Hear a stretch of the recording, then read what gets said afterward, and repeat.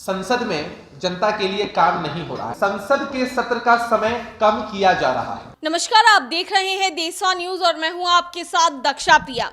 JDU के प्रदेश कार्यालय में आज प्रेस वार्ता रखी गई थी। इस दौरान जेडीयू के नेता अभिषेक झा ने मीडिया कर्मियों को संबोधित किया गया। उन्होंने साफ तौर पर कहा कि संसद का समय सिमट रहा है और संसद में जनता के लिए कोई काम नहीं हो रहा है।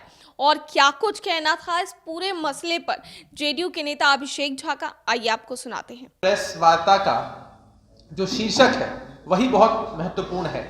शीर्षक है सिमटती संसद।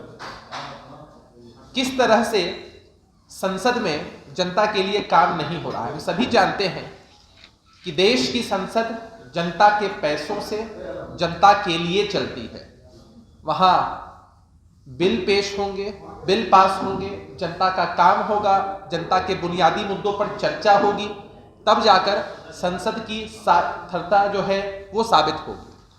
दो महत्वपूर्ण बिंदु हैं जिस पर हम चर्चा करना चाहते हैं। सबसे पहले ये है कि लगातार संसद के सत्र का समय कम किया जा रहा है, और दूसरा जो महत्वपूर्ण विषय है वो ये है कि संसद में पेश होने वाले बिल यानी विधेयक की संख्या लगातार बीते वर्षों में कम होती जा रही है और अध्यादेशों की संख्या बढ़ती चली जा रही है।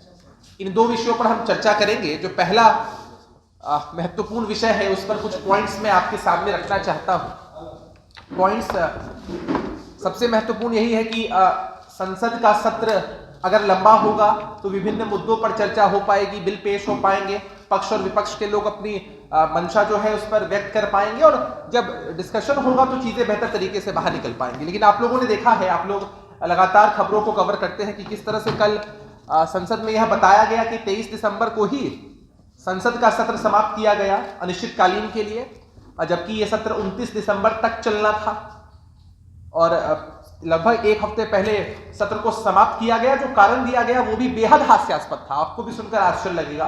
सरकार की तरफ से कहा गया कि कुछ अन्य जरूरी कार्य हैं, साथ ही साथ क्रिसमस और नए साल की छुट्टियां होने वाली हैं, तो फेस्टिव या छुट्टियों के माहौल में लोग चले आएंगे तो संसद का कार्य नहीं हो पाएगा। बताइए कितना हास्यास्पद है कि संसद जो इतना महत्वपूर्ण जगह है जहां पर कार्य होना ही चाहिए था, वहां सिर्फ छुट्टियों का हवाला देते हुए कहीं ना कहीं काम कम करने की जो पेशकश है वो की गई है।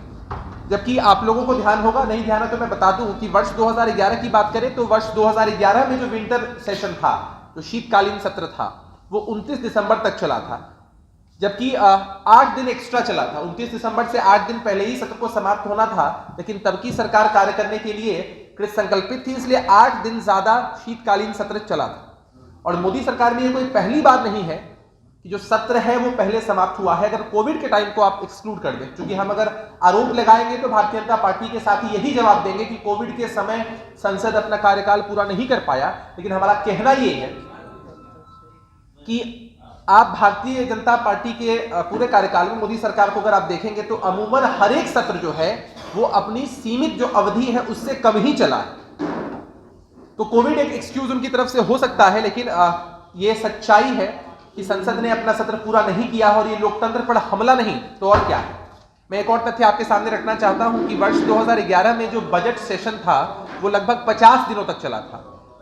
वहीं 2022 की बात करें तो ये महज 24 दिनों तक चला था। आप अंतर समझ सकते हैं, एक तरफ 50 दिनों की बात होती है, एक तरफ महज 24 दिन बजट सत्र चलता है। वर्ष 2022 में संसद मात्र 75 दिन चला है। ये जो हमारा वर्ष बीता है उसमें महज 75 दिन। लेकिन अगर हम वर्ष 2011 की बात करें तो संसद ने 110 दिनों तक काम किया है। एक बड़ा अंतर फिर से आपको देखने को मिल रहा है। अभी जो प्रेस विज्ञप्ति हम देंगे, या यहाँ भी हमारे पास टेबल है, इस टेबल में विस्तृत रूप से हमने विभिन्न वर्षों में जो एनडीए का कार्यकाल रहा है उसमें और उसकी तुलना हमने की है यूपीए के कार्यकाल से, कि किस तरह से सत्र कब शुरू हुआ, कब खत्म हुआ और खत्म होने की निर्धारित तिथि क्या थी, सत्र कितना पहले खत्म किया गया, कितनी बैठकें हुई। देशवा न्यूज में फिलहाल के लिए इतना ही। बने रहिए हमारे साथ देश और दुनिया की तमाम खबरों के लिए। धन्यवाद। सिर्फ खबर दिखाना देशवा न्यूज का मकसद नहीं, देशवा न्यूज की कोशिश है कि समाज की सूरत बदलनी चाहिए। देशवा न्यूज पर वीडियो देखने के लिए लाइक करें, सब्सक्राइब करें, साथ ही बेल आइकन दबाना न भूलें।